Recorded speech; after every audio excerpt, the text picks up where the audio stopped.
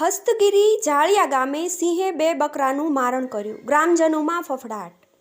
પાલિતાણા તાલુકાના ડુંગર આજુબાજુમાં આવેલ ગામડાઓમાં અવારનવાર વન્ય પ્રાણીઓ દ્વારા હુમલાઓ કરવામાં આવતા હોય છે, ત્યારે હસ્તગીરી જાળિયા ગામે રહેણાંક મકાનમાં બાંધેલ બકરીઓ પર સાવજ દ્વારા હુમલો કરવામાં આવ્યો હતો, જેમાં 2 બકરાનું મારણ કરવામાં આવ્યું છે અને 1 બકરાને ઈજા પહોંચાડવામાં આવી છે।